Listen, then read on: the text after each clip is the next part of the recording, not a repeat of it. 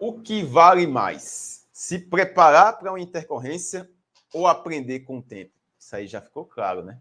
Se preparar. Sempre esteja um passo à frente, prevenindo para não ter intercorrência e estando preparado para quando tiver intercorrência. Ah, mas nunca aconteceu essa intercorrência comigo.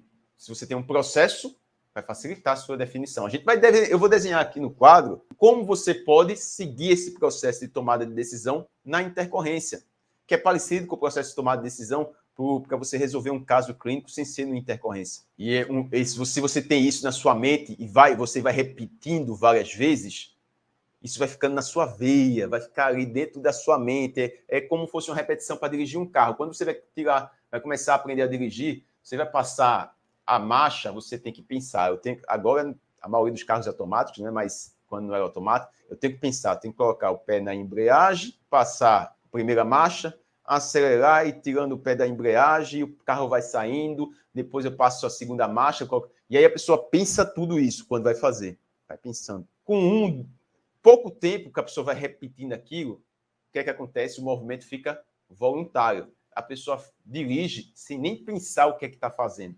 Muitas vezes vai de um local ao outro sem nem pensar, automatizou. Quando você tem um processo que você repete várias vezes, ele vai se automatizando. E aí você vai tendo a capacidade de resolver intercorrências rapidamente. Você é chamado, e como você tem um processo claro na sua mente, você faz ele rápido. E você define a intervenção rapidamente. Processo rápido, vai lá e define a intervenção rapidamente. Uma intervenção segura, benéfica para o paciente, vai salvar vidas e você vai ser visto como profissional expert na área, como profissional especialista na área, porque você está gerando um resultado real e está gerando um resultado benéfico para o paciente da terapia intensiva. Aí eu coloquei um ponto aqui para a gente discutir. E só é a prática clínica que vai fazer eu conseguir resolver intercorrências? Não. É claro que você precisa da prática, que você precisa da experiência, e são ciclos de desenvolvimento. Eu abordo sempre. Conhecimento teórico, conhecimento prático, iniciativa e atitude. São ciclos de desenvolvimento. É o que eu digo sempre para os meus alunos. E é claro que você precisa dessa capacidade prática, isso vai evoluindo. Mas se você tiver só a prática e não tiver o conhecimento teórico, não tiver um processo de tomar decisão, não adianta de nada, porque você vai estar fazendo condutas erradas. E aí, em vez de ficar uma conduta certa, voluntária, são condutas erradas, voluntárias. Você vai repetir para o resto da vida sem gerar o benefício para o paciente. Dá um exemplo, Antônio. Sai do paciente que o paciente está tendo intercorrência. Pô, vai lá primeiro e vê que o paciente está tendo uma sincronia. Vai lá primeiro e vê se você consegue resolver. Identifica qual é o tipo da sincronia, se você consegue, a causa é do paciente ou a causa é do ventilador. Isso são pontos que você tem que seguir, pô.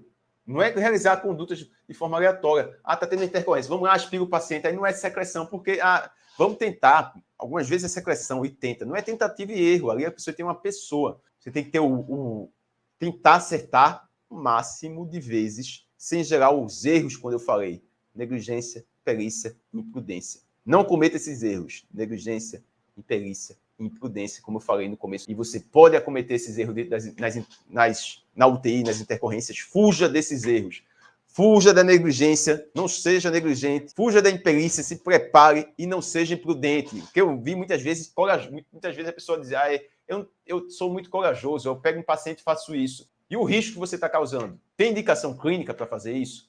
Você seguiu uma avaliação, um critério de segurança, identificou que se dentro do critério de segurança poderia realizar uma conduta de imobilização, identificou-se dentro do critério de segurança poderia gerar uma terapia de treinamento muscular inspiratório ou uma extubação?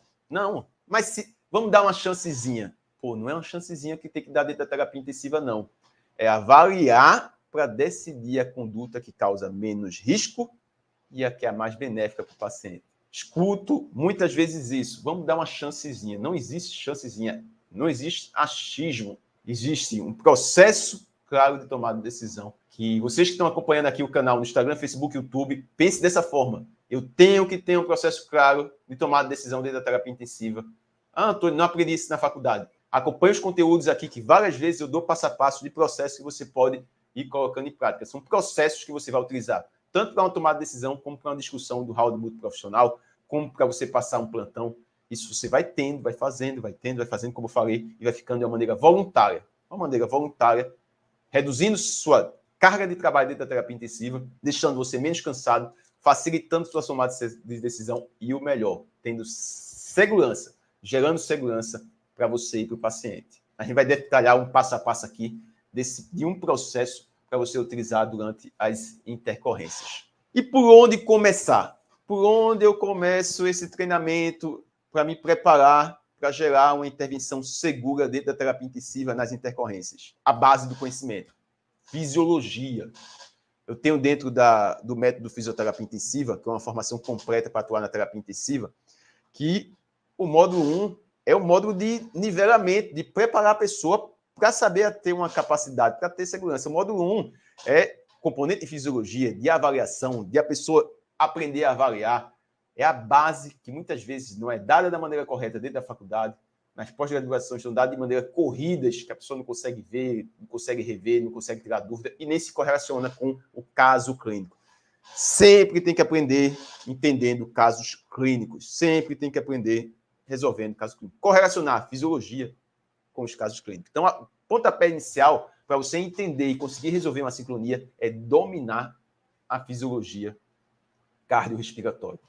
Esse é o pontapé inicial. Depois, é claro que você vai se aprofundando nos conteúdos, você precisa dos conteúdos, claro que você precisa, mas o pontapé inicial é dominar a fisiologia, dominar o que é que você tem que avaliar, o que é que você tem que monitorizar, o que é que está demonstrando alteração e como correlacionar isso com a causa, como correlacionar o sinal que está apresentando, o sintoma que está apresentando na intercorrência com a causa. Isso que vai fazer você ter a capacidade de resolver o caso clínico dentro da terapia intensiva.